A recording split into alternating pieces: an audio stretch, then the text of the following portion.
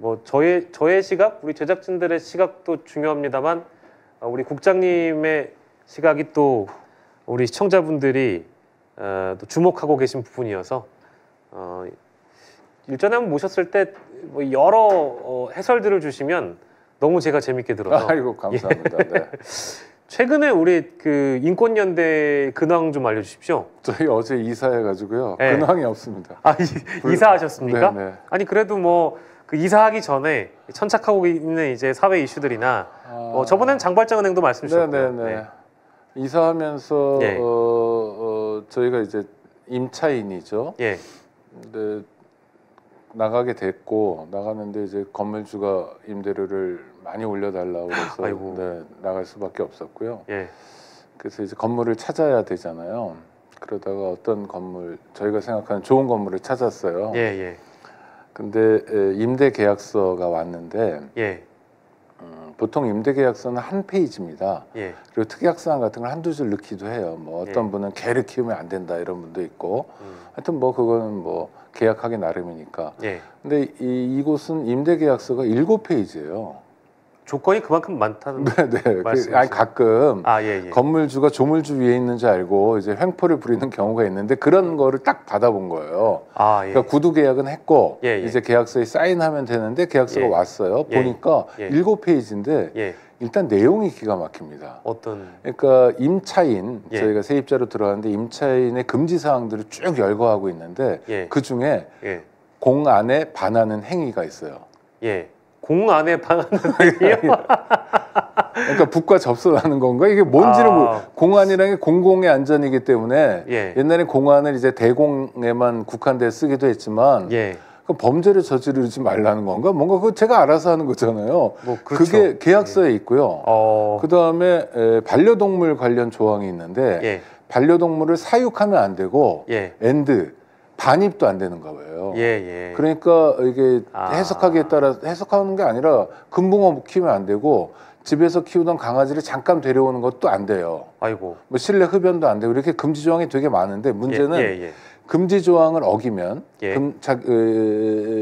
보증금의 20%를 까도록 되어 있습니다. 거기에 사인을 하라는 거예요.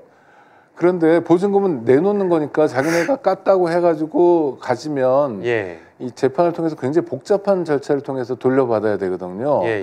그러니까 이게 말도 안 되는 거고 또 하나는 요새 임대인, 임차인 이렇게 표현해 누가 갑을 합니까? 근데 여기는 갑으로 하셨어요? 처음부터 끝까지 갑을이에요. 그래서 야 이건 갑질이 너무 심하다. 그래서 저희가 저 계약서에 약간의 문제가 있어서 좀 수정해주면 안 되겠냐 그랬더니 딱 반응이 오더라고요. 계약 안 해. 들어오지 마. 끝. 그럼 어떻게 하셨어? 그래서 그게 이사하기 보름 전이었어요. 2주 전.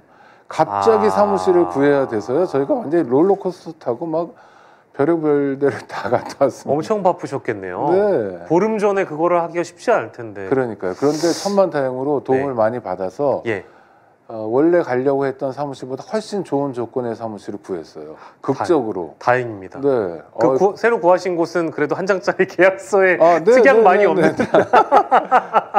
아니 한 장이고 뭐 한 3-4줄 정도밖에 없는 일반적인 사항들 뭐 이런 거죠. 뭐 계약 기간 얼마로 한다든지 뭐 또는 만료되기 얼마 전에 통보해 준다든지 뭐 이런 일반적인 사안들인데 하여튼 더 놀라운 건 저희한테 7장짜리 계약서를 뒤밀었던 그 건물주가 종교법인이었어요.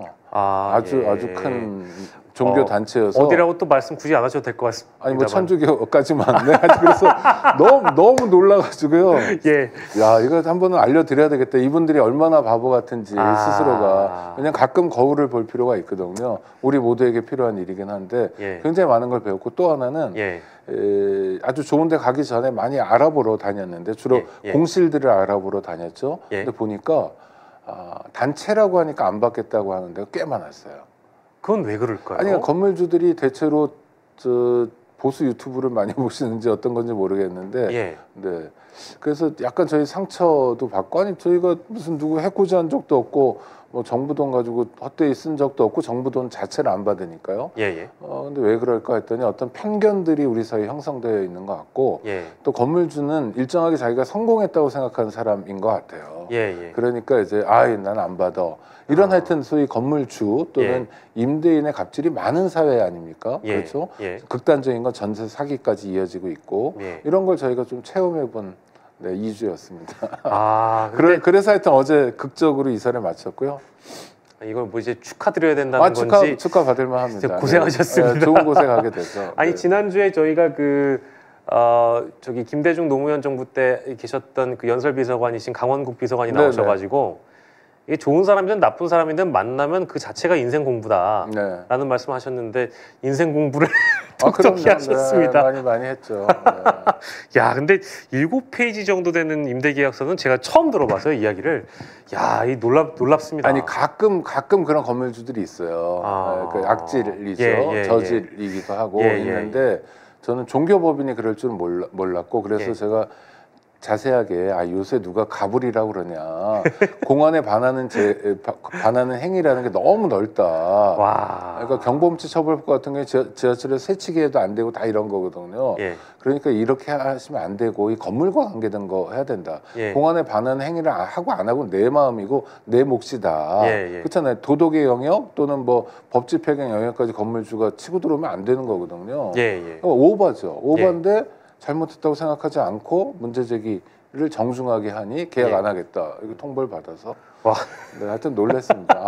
한국 사회가 여전히 이렇구나. 아무튼 뭐 이제 새롭게 들어가신 극적으로 구한 사무실에서 인권연대도 더 번창하시길 바라고 좋은 고맙습니다. 그분은 이제 건물주이시길 좋은 분을 만났어요. 좋은 분일 겁니다.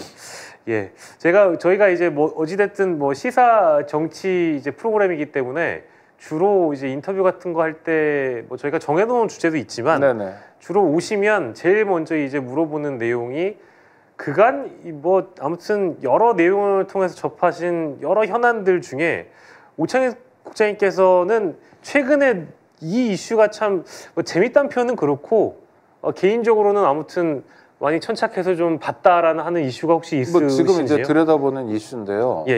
이재명 대표에 대한 수사를 거의 사냥 수준으로 진행하잖아요. 잘 알려진 겁니다. 그러니까 하나의 범죄를 털어보다가 증거가 안 나오고 돈 받은 근거가 없으니까 다른 거로 넘어가고 처음엔 대장동인데 뭐 다른 동네 백현동 갔다가 뭐 성남 FC 뭐 또 쌍방울도 갔다가 그다음 위중교사까지 가고 이러고 있어요. 그러면서 이제 정말 털어서 먼지 안 나는 거 없다가 아니라 먼지 날 때까지 터는 그런 방식으로 수사를 진행하는데 이때 또 검찰에서 쓰는 수법 중에 하나가 주변 사람들 터는 겁니다. 조국 전 법무부 장관 수사 때 그랬죠. 본인만이 아니라 부인, 자식들, 형제들 뭐 이렇게 쭉 털어갑니다. 이재명 대표의 경우에는 측근이라고 하는 김용, 정진상 씨 등을 털었고요. 뭐 구속되기도 했고 또 김용 씨는 지금 구속 중에 있고요.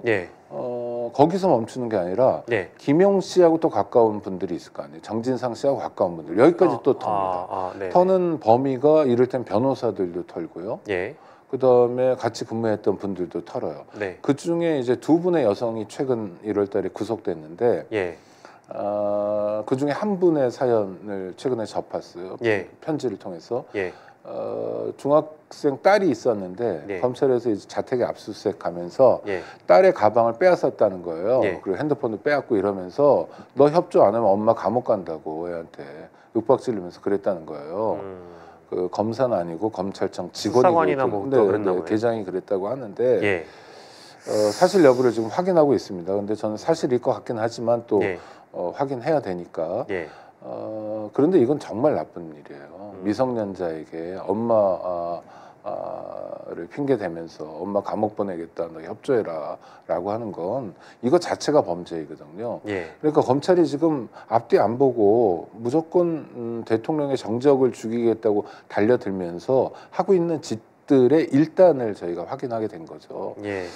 그래서 이거 말고도 뭐 이성균 사건도 있었습니다만 검찰이나 경찰 수사 과정에서 여러 가지 인권 침해를 당한 사람들의 목소리가 들려옵니다. 그런데 아주 크게 들리지 않는 이유는 왜냐하면 처분 대상으로 자기를 생각하는 사람들이 많거든요. 왜냐하면 뭐 송영길 전 대표처럼 화끈하게 싸우는 사람도 있지만 대부분이 잘 못 싸우는 게 또 다른 걸 뭘 털면 어떡하나. 나는 괜찮은데 뭐 처남은 건드리면 어떡하나, 뭐 내 동생을 건드리면 어떡하나, 이런 식의 걱정들을 다들 하세요. 왜? 현실에서 보고 있으니까요. 이재명 대표만 건드리는 게 아니라 법카라고 그래가지고 뭐 별의별 것까지 다 하잖아요. 뭐 초밥 상먹은 것까지 가지고 뭐 망신을 주고 조롱하고 이런 상황 아닙니까? 그러니까 사람들이 일정하게 공포가 있어서 제대로 말하지 않지만 또 정권 초기이기 때문에 그런데도 불구하고 들리기 시작하거든요. 이거는 현실에서는 훨씬 더 많은 인권 침해가 있다는 거예요. 아주 심각한 상황이고요. 사실은 국가의 근간이 무너지는 상황이죠. 인권 강조를 이제 뭐 늘 해주시니까 이제 그런 대목들이 눈에 많이 들어오시겠고, 실제 이미 구속되거나 구속된 그게 뭐 구속영장 집행해가지고 실제 구속된 사람에 대한 사건이 그 구속이 된다고 해서 유무죄가 갈리는 것도 아니고 사건이 종료되는 것도 아닌데, 일단 구속이 되고 나면 그 사건이 언론에서 좀 이렇게 묻히면서 거의 유죄 판정을 심리적으로 하는 사람들이 있다 보니까, 그래서 이제 그런 것들이 더 무섭게 당사자들 입장에선 받아들여지는 것 같기도 합니다. 대한민국 헌법은 무죄 추정의 원칙인데 실제로 이건 유죄 추정인 거예요. 그 다음에 구속만 하더라도요, 구속하는 사유가 형사소송법에 있어요. 딱 세 가지예요. 하나는 증거인멸의 우려가 있다는 경우거든요. 그러니까 그건 뭐냐면 자기가 범죄자라는 증거를 자기가 없애버리거나, 증거라는 건 증인도 증거거든요. 증인의 입을 틀어막거나 뭐 증인에게 위해를 가하거나 이러면 안 되니까 형사소송을 진행할 수 없잖아요. 그러니까 증거인멸의 우려일 때는 구속할 수 있어요. 그것도 무조건 하는 게 아니라 할 수 있다예요. 두 번째는 이제 도망의 염려입니다. 도망의 염려에서 새끼 쳐 나온 게 주거부정이에요. 그러니까 주거부정은 좀 집 없는 사람에 대한 놀림 같아서 좀 싫은데요. 주거부정이라는 게 도망의 염려랑 똑같은 말이니까 일단 두 가지 또는 세 가지 표지를 충족하면 구속할 수 있는 거예요. 충족하더라도 구속 안 할 수도 있는 겁니다. 경미할 수도 있고, 또 뭐 이 사람 구속해서 이 사람이 잃을 건 굉장히 큰데 국가적으로 얻을 게 별로 적거나, 이런 거를 다 비례해서 따져봐야 되는데 지금은 거의 자판기 수준입니다.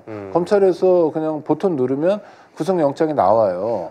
법원도 어떤 입장이냐면 억울한 게 있으면 재판에서 다퉈봐라. 지금은 검찰이 이렇게 소명을 하니까. 또 하나의 문제는 구속영장을 청구하기 위해서 검찰은 굉장히 많은 준비를 합니다. 그런데 그거를 검토하는 법원은 하루 이틀 사이에 결론을 내줘야 돼요. 그러니까 검찰의 논리를 뒤엎을 만한 근거가 전혀 없잖아요. 그러니까 재판이라는 거는 한 번 하고 두 번 하고 세 번 하면서 재판부도 이 사람이 무죄라는 거를 확인해 나갈 수 있는데 구속영장 그렇지 않거든요. 또 하나, 법관들이 생각하는 건 구속영장 발부는 하나의 절차라고 생각하는 거예요. 자기들은 알죠. 이게 유무죄 판단이 아니라는 거. 그러나 이게 사실상 국민들에게 유무죄 판단과 다름없이 해석되고, 또 하나, 구속영장이 발부돼서 구치소에 들어가면 수용 생활을 해요. 실제로 징역형을 선고받고 감옥에 가는 거랑 똑같은 거예요. 그러니까 구속영장 발부는 정말 신중해야 되거든요. 매우 위험한 범죄자, 무슨 칼을 들고 길거리 돌아다닌다든지 정말 증인에게 아주 못된 짓을 할 가능성이 높다든지, 뭐 김포공항이나 인천공항에서 잡혔다든지, 그럼 증거인멸의 도망의 염려가 굉장히 높은 거잖아요. 도망가다 잡힌 거니까. 이런 사람들로 제한해야 돼요. 그러지 않고 지금 마구잡이로 때려 넣고 있거든요. 그래서 미결 구금자, 그러니까 구속영장이 발부된 사람들이 많이 가는 곳이 구치소잖아요. 서울구치소는 지금 원래 3,000명을 넘은 적이 없었는데 지금 3,000명도 굉장히 많은데 4,000명 이상으로 아주 포화 상태입니다. 그러니까 굉장히 좁은 상태고요. 그럼 왜 이렇게 구속영장을 남발할까요? 글쎄요. 구속영 그때 한번 설명해 주셨던 것 같은데 저는 판사나 검사 출신 변호사들의 매출과 관계가 있다고 생각해요. 아니 이건 농이 아니라 진짜로 맞습니다. 구속이 되면 아니, 누구라도 돈이 없어도 변호사 찾아가게 되잖아요. 그럼 매출이 생기거든요. 구속되는 사람이 많으면 그 매출이 커지는 거죠. 그렇지 않다는 걸 법원이 보여줘야 됩니다. 그러니까 구속영장을 청구하더라도 심사를 꼼꼼히 하고 네. 경미한 범죄에 대해서는 구속영장을 발부하지 않고 특히 논란이 있는 범죄 있지 않습니까? 정치가 연결돼 있는 그러니까 송영길, 김용 뭐 이런 사람들은 지금 감옥에 있으면 안 돼요. 아니 자리도 없는 아니 송영길 씨는 프랑스에서 온 사람이잖아요. 그렇죠. 그러니까 도망의 염려가 전혀 없거든요. 증거인멸은 법인에서 돈 받았다는 거잖아요. 통장에 다 있으니까 증거인멸의 위협도 없어요. 그럼 왜 하죠? 라고 하는 것에 대해서 법원이 설명할 수 있어야 돼요. 예. 조심해야 된다라는 말씀이시고 너무 동의하는 말씀인 게 뭐 최근에 강남 쪽에서 한번 큰 교통사고가 있었는데 이분이 뭐 인기 DJ 출신이라는 것 같아요. 근데 이분이 오토바이를 타고 가는 배달하시는 분을 아무튼 사망에 이르게 만들어서 음주운전을 했기 때문에 근데 그 사고 이후에 개를 끌어안고 아무튼 횡설수설하는 내용들이 좀 일파만파 퍼지다 보니까 이 분에 대한 구속영장이 실제 청구가 됐고 아무튼 판단은 도주의 염려가 있다. 이제 그런 대목이어서 이런 어떤 사건 사고들은 구속의 필요성이 좀 높아 보인다라는 거는 해야 되는데 아까 말씀하신 즉각적인 구속이 필요 없는 사람들을 너무 많이 구속시키는 거 아닌가 이제 그런 대목에서 지적을 주신 것 같아요. 어제 사실은 최은순 씨와 관련된 내용이 또 나와가지고 뭐 물론 이거 보도는 확인해 봐야 되거든요. 근데 MBC에서 단독 보도로 나온 건 아까 그 말씀하신 수용 인원도 너무 많고 뭐 그리고 고령이고 모범수고 형기 절반 이상을 채웠고 해서 검토 대상이다라고 MBC는 단독 보도를 했어요. 법무부는 부인을 했고요. 이건 뭐 진실 게임입니다. 근데 그 보도를 혹시 보셨는지 모르겠습니다만 어떤 생각이 드셨는지. 아니 그 할 수는 있어요. 가석방이라는 건 사실상 법무부의 권한이에요. 가석방 심사위원회라는 게 있지만 위원장은 법무부 차관이고 나머지 외부 위원들은 언제나 말을 잘 들어요. 그러니까 뭐 위원회가 위원회로서 기능하는 경우 별로 없고요. 그냥 법무부에서 판단하면 내보내주는 겁니다. 가석방 기준은 3분의 1 이상 형기를 채운 경우에 가능해요. 그러나 실무에서는 어떠냐면 3분의 1의 형기를 채웠다고 해서 가석방되는 경우 전혀 없습니다. 대부분 가석방은 90% 정도 살아야 해줘요.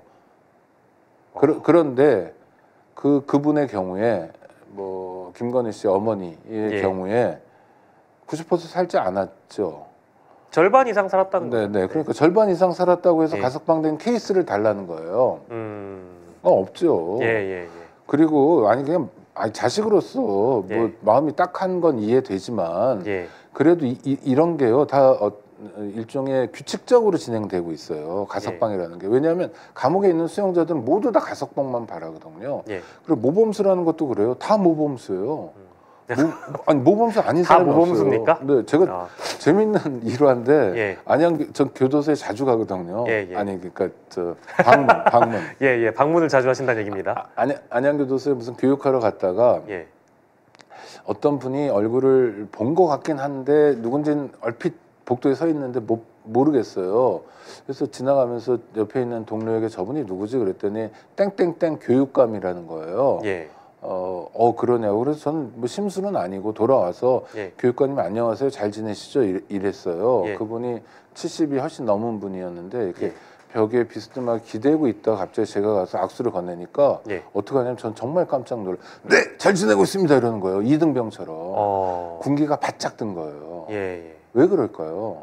생사 여탈권을 교도관들이 갖고 있으니까. 그러니까 군대에 있는 사람 빨리 제대하고 싶고요. 감옥에 있는 사람 빨리 출소하고 싶잖아요. 당연한 거겠죠. 군대 제대보다 훨씬 더 욕구가 클 거 아닙니까? 여기는 고통밖에 없으니까. 고통을 주는 곳이 감옥이거든요. 그러니까 누구나 다 빨리 나오고 싶어요. 그러면 어떻게 해요? 빨리 나오려면 모범수가 되는 거죠. 그러니까 유영철이랑 아주 악당 정말 악질 범죄자 있잖아요. 사형 선고 받았고 이런 사람들 그러니까 미래가 없는 사람들만 좀 까분다 할까 이런 게 있는 거고 나머지는 다 말 잘 듣습니다. 뭐 하려면 잘하고요. 잘 움직이고 지금 관등성명 딱 되잖아요. 네, 잘 지내고 있습니다. 이러고서 교도관도 아닌데도 그분의 어떤 자세, 태도, 마음 같은 게 이해가 되는 거죠. 그러니까 최은순 씨가 모범수라고 그래서 가석방을 검토한다는 얘기는 정말 하나만한 얘기를 정말 국민들 속이는 거죠. 다 모범수인데. 네, 그럼요. 만약에 그렇게 했다고 한다면 저희 전제입니다. 뭐 MBC 보도를 전제로 한 말씀이니까 법무부에선 부인하고 있다고 말씀드렸고, 다만 근데 MBC에서 정부 관계자의 말을 이미 따서 보도를 했기 때문에 그 정도의 녹취는 이미 확보하고 있을 거라고 보고, 뭐 발등에 불이 떨어졌는지 몰라도 오늘 오전에 이제 법무부가 다 부인을 한 거고 절대 검토한 적 없다고 하니까 그건 뭐 다행으로 좀 받아. 검토한 적은 없어도 시행할 수는 있겠죠. 아니 말장난 그런 식으로 하니까요. 예. 근데 그 지금 법무부 장관이 공석이라서 그러면 네. 차관이 이제 그걸 승인해주면 나올 수가 있는 거죠. 야, 저는 굉장히 깜짝 놀라서 어제 설마 이게 사실이라면 대통령이 모를 리가 없고 대통령이 실제 이거를 뭐 지시하진 않았겠습니다만 아무튼 이제 그런 요구가 있어서 법무부 차원에서 검토를 했다면 선거가 이렇게 코앞인데 최은순 가석방이라는 거는 이거는 있을 수가 없는 일인데. 선거가 이렇게 코앞인데 저 비싼 핸드백 가지고도 계속 그러잖아요. 그러니까 이해 안 되는 건 많고요. 또 하나는 가석방만 있는 게 아니라 형 집행정지도 할 수 있어요. 그렇죠, 그렇죠. 형 집행정지는 검찰의 권한이 있습니다. 그냥 일개 검사가 해버릴 수 있어요. 그러니까 형을 집행하는 게 수형 생활이잖아요. 감옥에 있는 게 형 집행이잖아요. 그걸 정지하는 거예요. 그럼 나오는 거예요. 예전에 경제인들이나 기업인들 왕왕했던 걸로 제 기억납니다. 김우중 회장 징역 10년 받았지만 뭐 1년 정도 살다가 뭐 아프다고 그래서 나와가지고 나중에 보니까 골프 열심히 치러 다니시고 뭐 이런 거거든요. 그러니까 풀어주려고 하면 얼마든지 풀어줄 수 있다. 권력을 쥔 입장에서. 근데 그럴 때 이제 생각해야 되는 게 염치죠. 그럴 때 생각해야 되는 게 자기가 많이 이야기했던 아무리 공정과 상식이요. 네네. 아무리 너스레라고 하더라도 공정과 상식이죠. 뭐가 상식적입니까? 뭐가 공정해요? 그때 해프닝으로 좀 받아들이는 국민들이 좀 있을 텐데. 사실이 아니길 바랍니다. 아무튼 이거 뭐 저희가 아니면 그 조건으로 다른 재소자들도 똑같이 적용해 주라는 거예요. 감옥에 70대 재소자 되게 많아요. 형기 절반 채운 사람 엄청 많아요.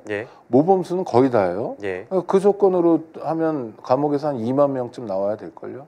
그렇죠. 그리고 뭐 실제 뭐 요즘에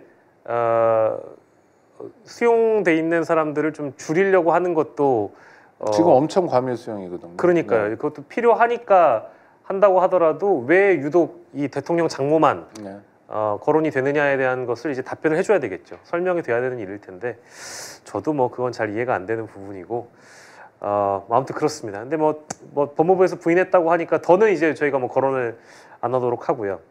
아까 대통령 언급이 잠깐 나와가지고 이 얘기도 하긴 해야 되는데 이제 내일입니다. 내일 그 일요일에 대통령실에서 녹화했다고 하는 대통령의 대담이 방송이 되는데 밤 10시라고 하거든요. 근데 그 대목에서 이제 그 김건희 여사와 관련된 설명을 했다고 합니다. 명품백을 받은 것에 대해서 여러 가지 사연이 있다라는 정도의 이제 대통령의 사과고 유감 표명일 텐데 어느 정도의 워딩까지 혹시 우리 국장님께서는 예상을 하시는지 들어보고 싶은데요. 그 도이치모터스가 문제 제기됐을 때 그 국민의힘 경선 과정에서 그때 설명했던 거. 뭐 잠깐 확인했는데 나도 뭐 우리 마누라도 손해 받고 뭐 어쩌고저쩌고 당했다. 뭐 그런 수준일 것 같아요. 그래서 아니 뭐 지금 이미 언론에 일종의 마사지들을 하고 있잖아요. 선대부터 내려온 인연이 있었고 그것 때문에 어쩔 수 없이 만났고 함정 취재였고 함정 취재에 당한 것이고 선의였는데 그 선의를 그렇게 해서 선대부터 아는 인연으로 와가지고 뭐를 하나 주는데 그게 뭔지도 모르는 상태에서 안 받을 수도 없고 그래서 무언할까 받았는데 이렇게 좌파에서 정치적으로 공작을 하는 거다. 이건 정말 가짜뉴스 정말 저질 언론에 의해서 우리가 피해당한 거다. 그래서 지금 그렇지만 하여튼 얼결에 받은 것 때문에 국민들이 의아해 하셔서 지금 대통령 부인으로서의 일도 많고 뭐 돌봐야 될 사회복지 시설도 많은데 한센인도 돌봐야 되고 막 많은데 이걸 못 하고 있다. 안타깝다. 그래서 그 오해하지 마시고 걱정하지 마시고 또 일부 노여움분들은 노여움도 푸시라. 저도 유감스럽게 생각한다. 뭐 이런 정도의 얘기를 길고 장황하게 할 것 같아요. 길고 장황하게요?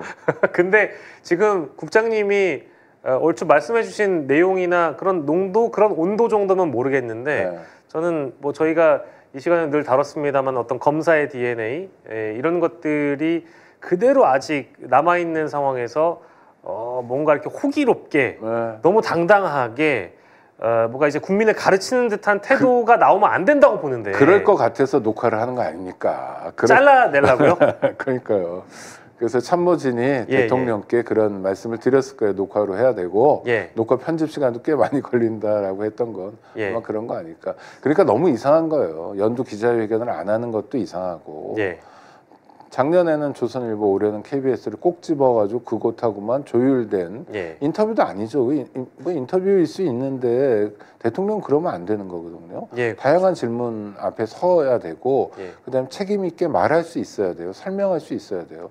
설명하지 못하면 저는 권력이나 권한도 행사하면 안 된다고 생각합니다. 왜냐하면 다 설명할 수 있는 행정작용이어야 되고 국가작용이어야 하거든요.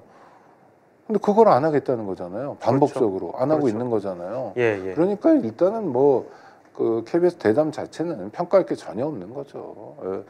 설을 앞두고 뭔가 해려니까 하긴 하는데 뭐 이런 거 같아요. 근데 누가 보겠습니까? 저는 일단 볼 마음은 있는데 아니 그 참모들이 얘기하는 걸 보니까 참모들이 준비한 예비 질문과 답변을 대통령은 과감하게 받지 않았다. 내 생각과 내 철학 그대로 이제 답변을 했고 즉문즉답했고 종이 한 장 없이 들어갔다라고 주장을 하던데요. 종이 없어도 프롬프트 있으면 되고요. 그러니까 그게 늘 하는 얘기예요. 자기는 뭐 의존하지 않는다 뭐 이런 건데 우리가 그런 대통령 정말 씩씩한 대통령 종이 한 장 없어도 되는 대통령이 아니라 자료를 놓고 보세요. 그리고 자료를 인용하시더라도 책임 있게 말할 수 있는 대통령, 근거를 가지고 말하는 대통령, 국정 전반에 대해서 책임지는 대통령을 원하는 거잖아요. 우리가 원하는 건. 아무 말이나 막 하고 참모의 조언도 안 받는 대통령 원하는 게 아니에요. 윤석열 대통령에게 하고 싶은 말이에요. 그러니까 그런 걸 자랑하지 말라는 거죠. 자랑이 아니라는 거죠.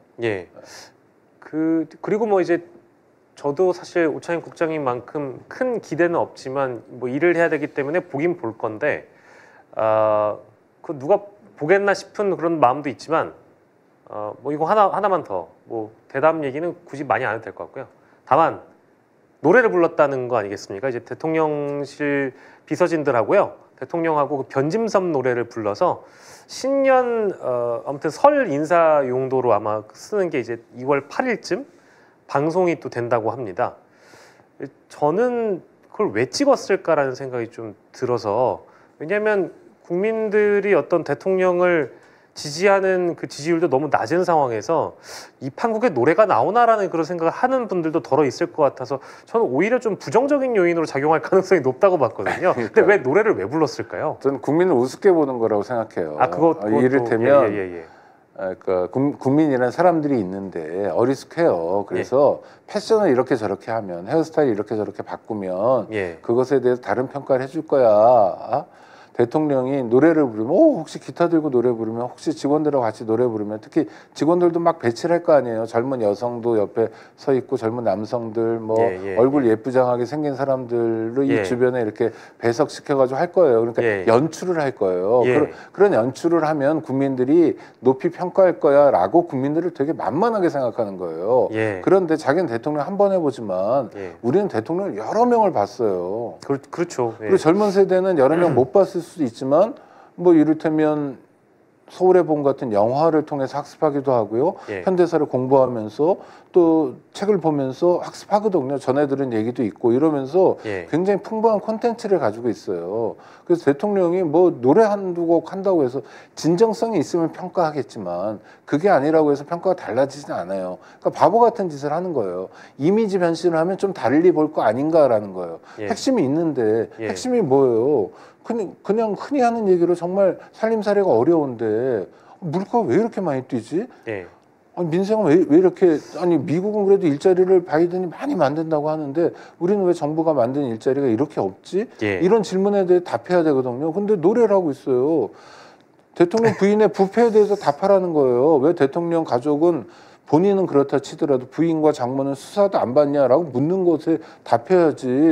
왜 변진섭 씨가 여기 와서 이런 고생을 해야 됩니까? 라는 의문이 생기는 거죠. 그건 정말로 국민을 우습게 보는 거예요. 저도 자세하게는 실제 변진섭 씨가 갔는지 안 갔는지 모르겠지만 우리의 사랑이 필요한 거죠. 이 노래를 합창단과 대통령이 불렀다. 이 대목을 이제 녹화했다라는 것이고, 이 우리의 사랑이 필요한 거저에 꽂힌 게 이번만이 아니라 사실 대통령이 그 경찰의 날인가 거기서 아마 접하셨던 노래라서 네.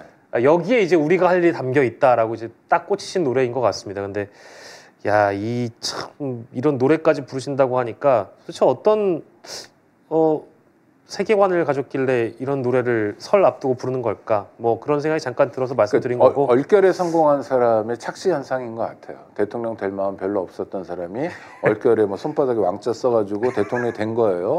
아, 이렇게 폄하하는 것이 좀 부적절하다고 생각하시는 분들 계시지만 예. 실제로 윤석열 대통령 보면 대통령 될 준비, 학습이 전혀 안 된 분이거든요. 예. 된 다음에도 공부 안 하는 분이고 책 안 읽는 게 자랑인 분이고 뭐 이런 분이에요. 참모들의 보고서 안 보고. 예. 그러니까 그냥 즉문즉답식으로 아무 얘기나 하니까 이분에게 마이크를 채워드릴 수 없는 거고 그걸 국민들이 들으면 정말 놀라울 얘기들만 있는 거고 이런 상황 아닙니까? 예, 예. 이런 사람들은 착각을 하거든요. 그냥 뭐 다 주어져 있는 거로 아는 거예요. 그러니까 부잣집에서 태어난 도련님들이 그런 현상을 가끔 보이기도 하고요. 예. 안 그런 친구들도 있지만 예. 그러니까 윤석열 대통령이 자기 말고 다른 사람을 되게 만만하게 보기 때문에 생긴 일인 것 같아요. 예. 그래서 윤석열 대통령의 녹취 보면 자기 말고 다른 사람 다들 애들이라고 그러잖아요. 예. 애 아닌데 어른인데도. 예, 그러니까요. 그렇죠? 네. 예. 뭐 세계관이 일그러진 거고요. 매우 예. 위험한 징조입니다. 예, 여당 대표한테 왔니라고 하는 대통령이시고 그래 그랬죠. 그래라고 그랬고 인사니까 그래. 예, 여기 장동혁이 지역구 아니냐고 했던 분이기 네, 때문에 네. 우리 국장님 말씀이 다 맞는 말씀이고 정확한 분석 같습니다. 이게 뭐 사실은 저희가 만나가지고 엄청나게 뭐랄까 질적으로도 어떤 정책이나 뭐 인권 정책이라든지 국가가 마땅히 가야 될 길 이런 거대 담론을 다뤄야 될 것 같습니다만 연일 언론이 어찌됐든 지도자라고 할 만한 사람들, 실제 지도자인 사람들이 말하고 행동하는 거에 대해서 포커스를 맞추는 건 너무 당연한 거라서 어쩔 수 없이 다루는 주제임을 여러분들 좀 양해해 주시고요. 경동시장에 한동훈 비대위원장이 갔는데요. 뭐 물론 전 좋은 맥락에서 갖고 좋은 취지였다고 봅니다. 거기에 스타벅스가 입점해 있는데 물건 사는 것마다 300원씩 이제 상인들에게 기부가 된다는 겁니다. 경동시장 상인회예요. 그래서 어떤 상생의 가치가 있다. 이제 이런 대목이었거든요. 근데 그 대목에서 스타벅스는 서민들이 오는 곳이 아니다라는 얘기를 이제 얼핏 했던 모양이에요. 그게 이제 어제 보도가 됐고 오늘 뭐 야당에서도 연일 논평 내고 비판하는 것 같습니다. 이것도 이제 부잣집 도련님들이 하는 말실수 중에 하나라고 봐야 될까요? 실제로 한동훈 씨가 스타벅스에 전혀 안 가거나 거의 안 갔을 가능성이 높다고 생각해요. 예. 그러니까 그런 커피숍을 안 가는 사람인 거죠. 안 가도 되는 사람이죠. 네네네. 그럼 커피는 어디서 마시냐? 예. 뭐 커피 마실 때 많죠. 호텔 커피숍들도 있고 많이 있습니다. 그리고 예. 호텔 커피숍들 아주 비싼 커피숍 같은데 네. 가 보면 예. 뭐 이렇게 문이 있고 예. 그래서 그냥 자기들끼리만 밀실처럼 돼 있는 커피숍들이 여러 군데 있다면서요. 예. 뭐 그렇다고는 듣긴 들었습니다. 네네. 예, 뭐 신라 호텔도 그렇고 곳곳에 예. 문이 막 이렇게 두꺼운 나무 문이 있는 커피숍들이 있다니까 뭐 그런데 다녔나 보죠. 그러니까 그냥 이미지만 있는 거예요. 그러니까 우리랑 완전히 다른 삶을 살아온 사람인 거죠. 예. 날 때부터 그랬고 성장 과정이 그랬고 학교 다닐 때 그랬고 검사가 돼서도 계속 그랬던 거죠. 결혼도 그렇게 했고 지금 사는 것도 그렇죠. 그러니까 우리는 윤석열 대통령의 집이나 한동훈 비대위원장의 집에 대해서 사실 주목해야 되거든요. 굉장히 비싼 집에 살고 있는 거예요. 그렇죠. 안전도 잘 돼 있고 이런 집에. 예. 그러니까 그런 사람들이 말로는 서민과 중산층을 이야기하는데 보이지 않죠. 서민과 중산층이. 좀 글쎄요. 뭐 어디 자기 도와주는 분이 서민과 중산층일까? 뭐 이렇게만 생각하는 거죠. 그러니까 세계를 보는 눈이 우리랑 완전히 다른 거예요. 얼결에 나온 겁니다. 또 하나 저는 그 이전에 한동훈 씨에 대해서 좀 주목해야 될 거는 이분이 뭐 비꼬기 같은 거 잘해요. 비아냥 그러니까 조롱 뭐 즉답 같은 거 잘하는데 이분의 말씀을 쭉 들어보면 그 녹취된 걸 한번 읽어보시면 전부 비문이에요. 비문이라 하시면 말이 안 돼요. 그러니까 문장 자체가 말이 안 되고 그 다음에 무슨 얘기를 하는지 잘 모르겠어요. 그러니까 스타벅스 얘기도 그러니까 여기가 뭐 좋은 의미가 있어서 여기 왔다라는 얘기를 하고 싶어하는 것 같긴 해요. 그냥 그렇죠. 뉘앙스나 그거로는. 그런데 잘 안 들려요. 그러니까 뭔 얘기냐면 이 듣고 말하기 훈련이 기초 훈련인데 이 기초 훈련을 잘 안 받은 사람들의 특징이 나타나는 것 같아요. 그러니까 뭐 서울법대 나왔으니까 뭐 다 잘하는 거 아니에요? 이건 절대로 그 착각하시는 거고 오해이고. 그렇죠. 이를테면 뭐 학교 교육이라는 게 기본적으로 학교 다닐 때 그런 말씀 많이 들어보셨잖아요. 야 이해하려고 그러지 마. 외워. 뭐 저도 많이 들었거든요. 저도 많이 들었어요. 아니 뭔 놈의 교육이 이해를 하지 말고 외우라는 거지. 그래서 학교 교육은 모두 외우는 것이고 외운 건 다 까먹기 마련이에요. 그럼 우등생하고 좀 성적이 낮은 사람이 있잖아요. 차이가 뭔지는 아시죠? 뭐죠? 우등생하고 다시 뒤쪽에 공부 잘하는 사람하고 성적 잘 나온 사람 못 나온 사람의 차이. 그거야 뭐 당연히 이해를 하고 안 하고의 차이. 그 이해는 다 하네요. 다 외우는 거니까. 다 잘 외우는 사람들. 외운 건 반드시 까먹어요. 근데 우등생이 있고 열등생이라는 사람이 있어요. 성적이 좋은 사람, 나쁜 사람. 이 차이는 뭐냐면 성적 좋은 사람 언제 까먹냐면 시험 본 다음에 까먹어요. 그렇죠. 그다음 공부 못하는 친구들은 실시간으로 까먹거나 시험 보기 전에 까먹고 이런 차이예요. 자꾸 찔리긴 하는데. 대동소이하다는 거예요. 그러나 결론은 다 까먹는다는 거예요. 그러니까 그런 교육에 기반했기 때문에 기본적으로 인간을 이해하는 교육, 그렇죠? 다른 사물, 지식 정보만 이해하는 게 아니라 인간을 이해하는 교육, 남의 말을 듣는 교육, 자기 표현을 하는 교육 이런 걸 받지 못한 거예요. 제도 교육의 맹점이기도 하지만 특히 8학군의 맹점이기도 한 거예요. 그런 사람으로서 이상한 희한한 엘리트로 길러진 거죠. 그리고 주변엔 그런 사람밖에 없어요. 부모도 그렇고 장인도 그렇고 뭐 처도 그렇고 처남도 그렇고 다 그런 사람끼리 모여 살거든요. 어떤 공간에서 자기들만의 공간에서. 그러니까 세상을 제대로 볼 수 없죠. 세상이 어떻게 움직이는지 잘 몰라요. 노회찬 의원이 그런 얘기 했잖아요. 아니 저 가난한 사람 게으르다로는 무슨 게으르냐고 차차 타고 가보라고. 다 가난한 사람들이라고. 청소하러 나가는 사람, 일하러 나가는 사람. 그래서 버스 넘버도 나오고 막 그랬잖아요. 그러니까 그런 세계에 대한 이해가 없는 거예요. 알지 못하는 거예요. 알려고 하지도 않았어요. 그런 사람이 당의 대표로 앉아 있는 거예요. 그러니까 실제로 기자들이 물어보면 나오는 말들이 다 엉뚱하고 이상해요. 그러니까 깬죽거리는 건 할 수 있어요. 그러나 그거 말고 내용 있는 얘기는 하지 못해요. 그리고 사람을 보듬는 얘기 이런 얘기 잘 못해요. 와, 근데 국장님 언제 이렇게 그 어떤 뭐 꼭 저희가 한동훈 비대위원장 얘기하다 보니까 이렇게까지 깊은 고찰이 있으셨는지 아니 고찰이 아니라 보이잖아요. 이 사람은 딱 보면 그게 보이시는구나. 딱 보는 게 아니라 말을 들어보고 하면 그러니까 이 사람이 어떻게 살아왔는지가 보이고 역사가 보이죠. 그 사람 계급이 보이죠. 그 사람의 가족이 사실. 보이죠. 그리고 소년등과 있잖아요. 소년등과가 뭐냐면 영감님이라는 표현이 있습니다. 예전에 그 검사들 보고 판사들 영감님이라고 불렀어요.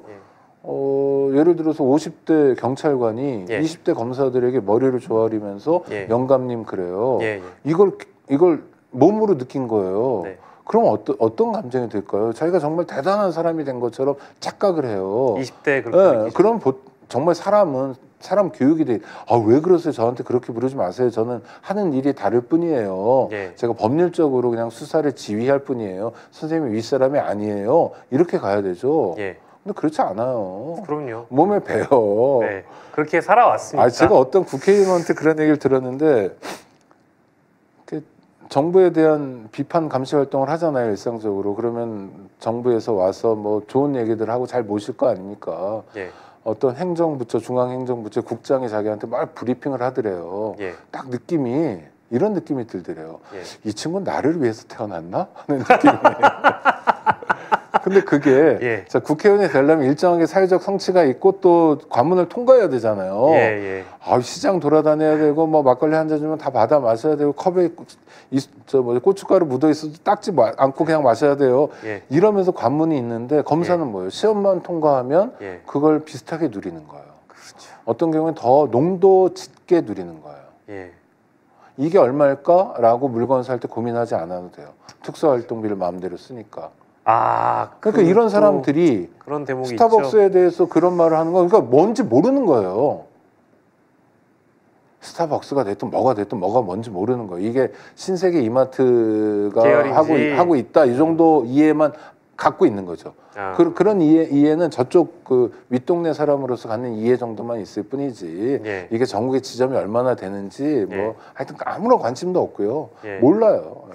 모르기 때문에 하는 말이에요. 저도 뭐 지금 하신 말씀 중에 제가 뭐 이렇게 달리 다른 의견을 가지는 것도 없고 다 공감하면서 들어가지고 달리 뭐라고 말씀드려야 할지 모르겠는데 아니 되게 재밌는 비판이 한동훈 비대위원장이 한번 그 던킨도너츠 커피를 들고 출근했다가 화제가 된 적이 네. 있습니다. 그래서 뭐 이준석 대표도 그렇고 뭐 일각에서는 출근길에 던킨 매장 자체가 없는데 저거 어디서 무슨 뭐 홍보용으로 받아온 거 아니냐부터 시작해가지고 뭐 말도 안 되는 그런 해설들이 많이 있었는데 던킨 도너츠 커피나 스타벅스 커피나 가격 차이가 얼마 안 나거든요. 그럼요. 네. 근데 그렇게 되면은 던킨도 마찬가지로 서민이 가는 곳이 아닌 게 되어버리고 아니 던킨도 문제가 던킨이 어디 겁니까? SPC 거예요. SPC 거예요. 예. 선제가 많이 일어났고요. 그 예. 사람이 제빵왕이라고 그러지만 사실 못된 경영을 많이 했고 예.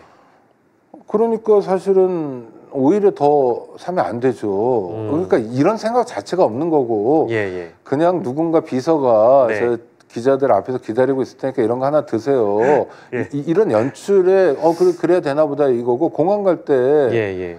뭐 책 들고 나서고 그랬잖아요. 빨간 책이었죠. 네. 네. 마키아벨리였고 아니요. 다른 거였죠. 저 뭡니까 역사였죠. 필로폰네소스 전쟁이었던 것 같은데. 전쟁사였나요? 예. 전쟁사였어요. 예. 이게 천병희 선생 번역인데 예. 그 껍질을 이렇게 벗겨내면 책 표지를 벗겨내면 빨간색이 나오고요. 예, 맞습니다. 예. 영어로인가 라틴어로인가 써 있어가지고 약간 원서처럼 보이는 그런 연출이 되는 거예요.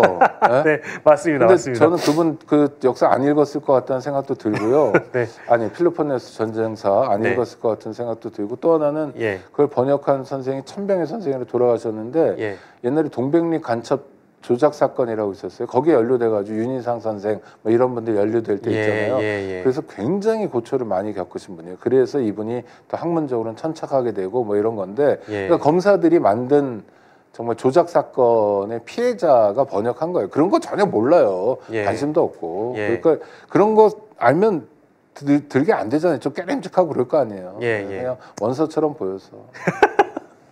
슬퍼요. 네. 원래 책을 안 읽는 애들이 미팅할 때 꼭 책 들고 나가고 이런 거. 저 우창희 선생님이 항상 말씀을 진지하게도 해주시지만 그 진지한 가운데 너무 재밌게 해주셔가지고 제가 들어줘서 제가 늘 감사합니다. 즐겁습니다. 이 지도자 격에 있는 사람들의 말 행동으로 무엇을 엿볼 수 있는지에 대한 평가는 어느 정도 오 국장님께서 해주신 것 같고 사실은 저희 11 안 오셨던 그 기간 동안에 무수히 많은 재판이 있었고요. 무수히 많은 무죄가 나왔고 네. 그 무수히 많이 기소됐던 혐의들이 다 이제 아무튼 무혐의가 돼버렸습니다. 근데 그게 다 윤석열 대통령, 한동훈 3차장실, 한동훈 검사가 기소했던 내용들이 무죄가 되거나 사람들이 받아들이기에 그럼 뭐야? 왜 재판을 받으면서 그간 구속도 되고 수사받았던 거야? 라고 했던 게 너무 많아지는 거예요.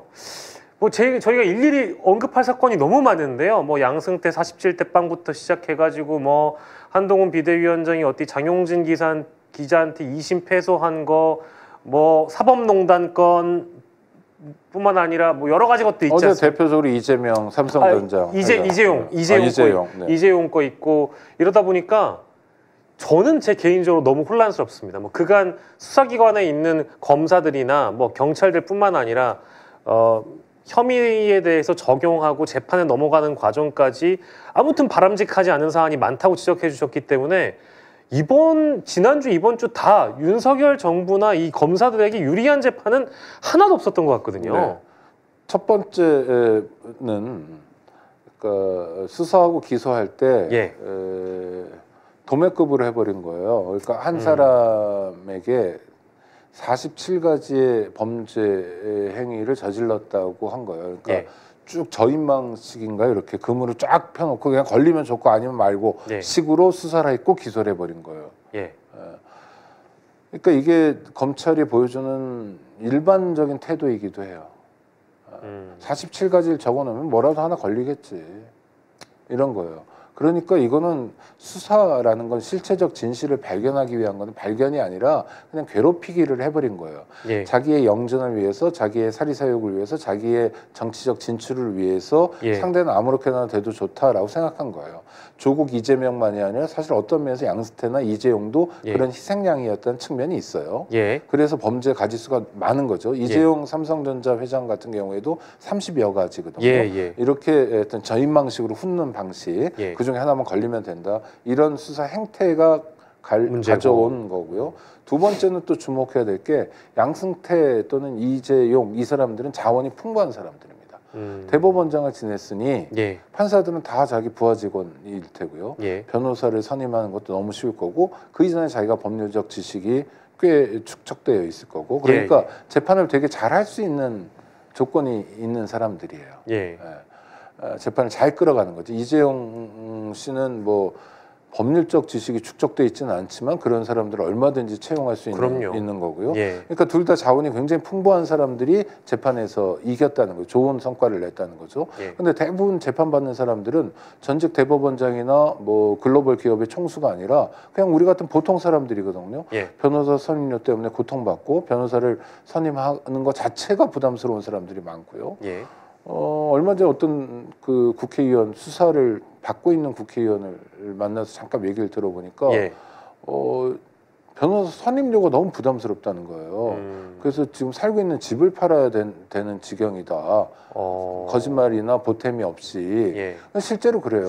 뭐 조금 그래도 법원에서 신경 써줄 만한 사람을 선임하려면 이 사람은 몸값이 비싸거든요. 예. 그러니까 그런 현찰을 그냥 가지고 있는 것도 아니고 뭐 부자들은 뭐 예금에 몇십억씩 있지만 예. 그런 사람 많지 않잖아요. 네네.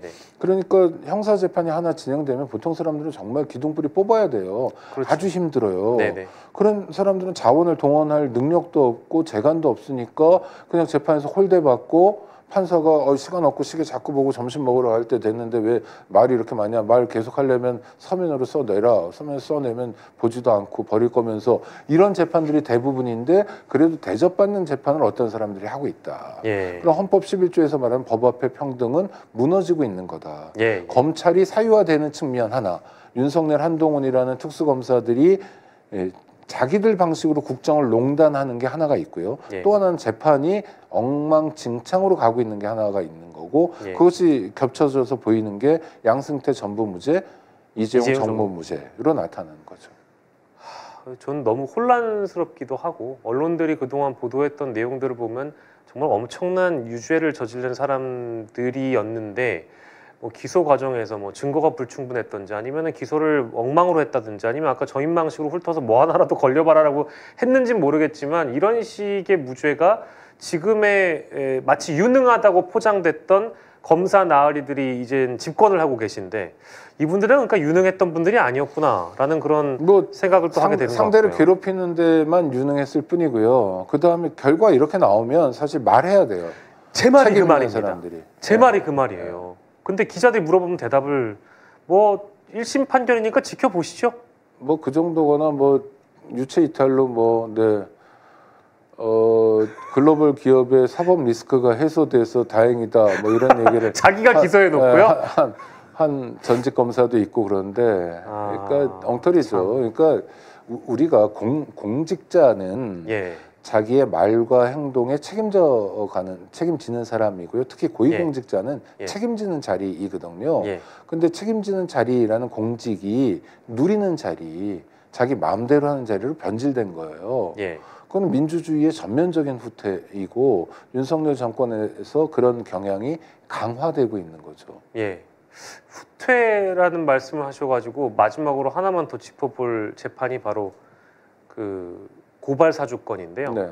뭐 저희 시청자분들도 익히 아시겠습니다만 이제 수사기관에 대해서는 우리 국정원이 전문가이시기 때문에 근데 검찰 내부로 가보면 사실 뭐 예전에 불렀던 범정이라든지 그 손준성 검사가 있었던 그 위치라는 게 얼마나 대단한 자리인지 저희는 잘 모르거든요. 근데 대부분 언론에서는 검찰총장의 눈과 귀라고 하니까 이 사람이 무슨 의도를 가지고 고발장을 써가지고 그 당시 야당에다 갖다 바친 다음에 야 이대로 고발을 해달라는 짓거리를 왜 했겠느냐. 검찰총장의 지시 없으면 그런 일을 할 가능성이 0이죠. 0이죠, 0. 네, 그러면은 0이죠. 이거는 관련자라고 따지면은 상부 개입 여부는 확실한 거잖아요. 네.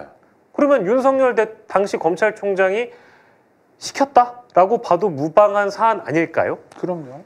근데 왜 재판 과정에서는 그런 것들이 드러나지 않고 윤석열 대통령도 여기에 대해서는 묵묵부답인 걸까요?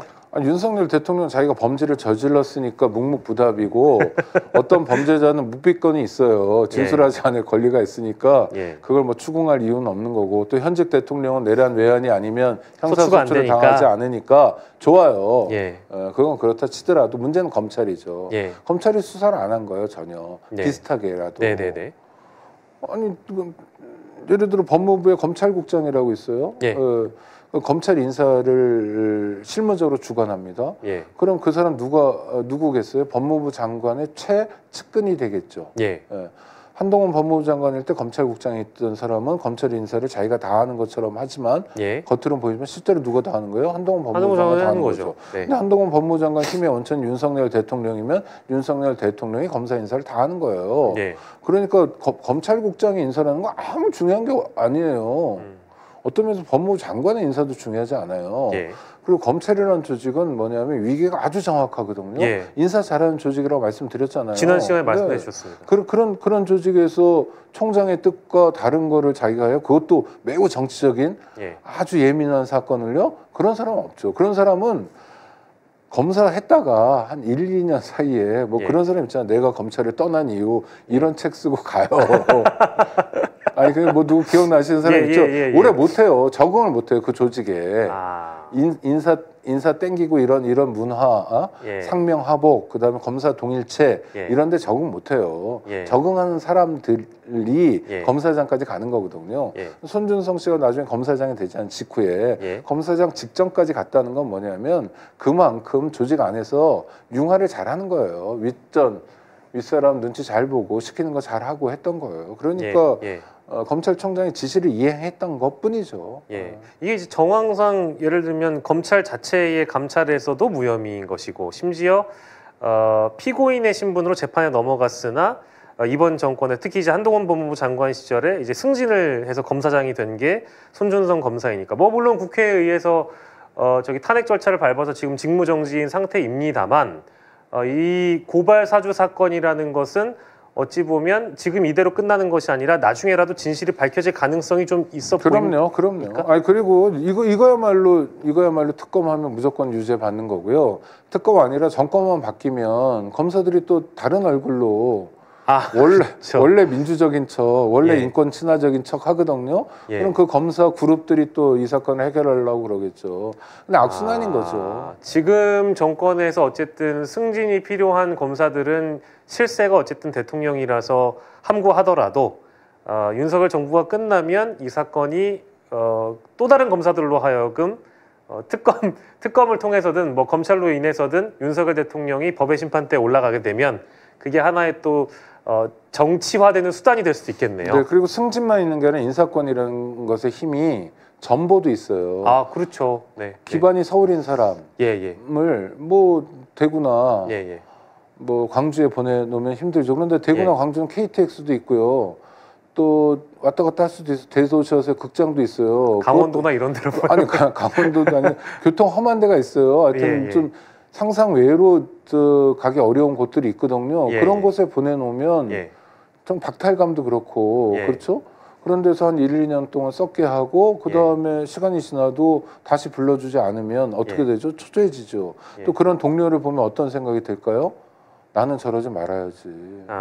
아니 그리고 맞벌인데 뭐 부인은 서울에 직장이 있고 자기는 경북 의성에 가 있고 뭐 전남 나주에 가 있고 이러면 기본적으로 가정생활도 어려워지는 거잖아요. 부인이 생업을 포기하고 따라갈 수도 없는 거고 자기 생업을 포기할 수도 없고 그러니까 인사권이라는 게 그 사람에게 미치는 영향이 굉장히 심각한 경우가 있거든요. 골탕을 먹이려고 한다면.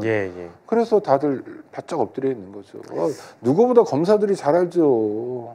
사석에서 물어보면 웃죠. 이게 이제 뭐 자세히 들어가 보면 저는 내용이 좀 웃겼던 게 공직선거법이 무죄가 나온 이유가 고발장은 넘겨줬으나 고발이 실제 되지 않았다라는 사유 자체가 이거는 명백하게 이제 검찰이 사법이 정치의 영역에 깊숙이 발을 담가버린 이건 정치 개입이자 선거 개입인데 그 대목이 이제 실제 고발이 행해지지 않았기 때문에 공직선거법은 이제 무죄가 나왔다라는 대목에서 좀 의아했고. 그러니까 재판이라는 건 예, 예. 기소한 걸 판단하는 거예요. 그렇죠. 기소 그렇죠. 안 한 건 판단 못 해요. 예, 예. 그러니까 밥상을 누가 차리냐면 검사가 차려요. 예. 그중에 판사는 주워 먹는 거예요. 차려 놓은 걸 가지고. 예. 그러니까 밥상을 반찬 하나밖에 없어요. 그럼 그거밖에 못 먹는 거예요. 그럼 판사는 가끔 물어볼 수도 있겠네요. 야, 왜 국이 없어? 이런 거 물어볼 수도 있겠네요. 아니 물어볼 수가 없죠. 왜냐하면 그러니까 기소를 해야만 재판이 열리거든요. 그렇죠. 기소한 네, 걸 가지고 재판을 다투는 거예요. 아니, 그러니까 기소를 안 해주니 뭐 어쩔 수 없는 거예요. 아니, 제 갑자기 떠오른 게 이제 최은순 씨 재판 과정에서 재판장이 그 해당 검사한테 아니 이제 잔고증명서 위조 뭐 아무튼 사문서 위조 및 동행사 이걸로 이제 넘어간 거 아니겠습니까? 근데 막 이제 여러 사건을 들어보고 재판장이 실제 그 최은순 담당하는 그 검사한테 그랬다고 하더라고요. 이 대목은 왜 기소를 하지 않은 것이냐? 그러니까 이제 즉 왜 국은 없냐, 이반 찬반이냐라고 재판장이 물어볼 정도면 검찰 차원에서 마사지가 됐다라는 얘기가 되는 거잖아요. 네, 아니 그 일상적으로 하는 거죠. 그건. 일상적으로 하는 거고 너무 심하게 티나게 하고 있고요. 그다음에 정도도 없고 그래서 검사들의 국정농단이 반복적으로 진행되고 있는 거고 문제는 이게 윤석열 정권에서만 진행되는 게 아니라 문재인 정부에서도 진행됐다는 거죠. 늘 검찰은 그래 왔군요. 뭐 대통령 임기 초기에는 좀 낯짝 엎드려 있는 경향을 보이긴 해요. 예. 김영삼 대통령 처음 대통령 됐을 때 세 보였거든요. 예. 하나회 척결도 하고 그러니까 그때 뭐 군부가 힘이 셌으니까 그럴 때 뭐 검찰 바싹 엎드려 있고 김대중 정권은 50년 만에 정권 교체니까 또 바싹 엎드려 있고 노무현 정권 때는 안 그랬네요. 검사들이 뭐 그렇죠. 검사들과의 대화하면서 이제 대거리를 했으니까요. 대통령에게 몇 학번이냐고 고졸인 거 뻔히 알면서도 물어보고 조롱하는 정도였으니까 정권에 따라 좀 다르죠. 이명박 박근혜 정권 때는 정권 초기에 검찰이 굉장히 바짝 엎드려 있고 그랬습니다. 예. 마지막으로 진짜 요거는 짧게만 말씀 주시면 좋을 것 같은데 이제 그 대통령이 사면하는 사람 중에는 뭐 이제 최근에 이제 가장 유력하게 거론된 게 김관진 씨와 김기춘 뭐 사면 검토한다는 얘기였거든요. 근데 이번 정부 들어서 제가 기억하기로는 사면 남발 요소들이 좀 보여서 그런 거 지적하는 언론들도 많은 것 같아서 실제 그렇게 보십니까? 어떻습니까? 네네. 사면해야 된다면 정말 필요한 건 생계형 사면 같은 게 있어요. 어쩔 수 없이 뭐 범죄를 저지른 거는 뭐 비판받아 마땅하지만 그래도 정말 장발장 같은 범죄도 있고 하거든요. 그다음에 서민들도 있고 서민 중산층들 중에도 있고 장사하다 보니까 이제 위법하게 된 거예요. 사용자 입장에서 노동자에게 임금을 지급하지 않은 건 정말 나쁜 범죄인데 갑자기 뭐 망해버렸거나 그래서 부득이하게 근로기준법 위반이 되는 사람도 있어요. 그리고 그 액수가 크지 않은 사람도 있고 그걸 빼돌려가지고 뭐 아파트 샀다거나 가족을 줬다거나 하면 응징해야 되지만 자기도 어떻게든 막아보려고 하다가 소상공인 또 영세 자영업자 중에 어쩔 수 없이 범죄를 저지른 사람도 있어요. 그런 사람들 사면해주면 그런 사람들은 이제 해주게 되면 100만 명 단위가 되겠죠. 그런 사람들 해주면 정말 박수 받을 수 있겠죠. 이제 새 출발하세요. 국가가 여러분에게 더 이상 책임을 묻지 않을 테니까. 그게 아니라 핀셋으로 골라서 정치적 유불리만 따져서 사면을 하죠. 거기에다가 야당 사람들을 좀 끼워 넣는 방식이에요. 그러니까 총선 때 박근혜 전 대통령의 지지나 지원이 필요하다. 그러니까 뽑아가지고 김기춘, 조윤선, 김관진 이렇게 해가지고 세트로 하는 건 대통령에게 부여된 권한을 남용하는 겁니다. 뭐 이번 사면만 사실 논란이 됐던 건 아니어서 더 그 이상을 짚진 않겠지만 사면권의 남용이다 정도로 정리하겠습니다. 아유, 우리 오창익 국장님이랑 얘기하다 보면 시간 가는 줄 몰라서 항상 방송 시간이 한 3, 4분 오바되곤 합니다. 그래서 오늘 저희 얘기 듣다가 시간 가는 줄 몰랐습니다. 오늘 오창익 인권연대 사무국장과 함께 다양한 현안들 살펴봤습니다. 국장님 고생하셨습니다. 네, 고맙습니다.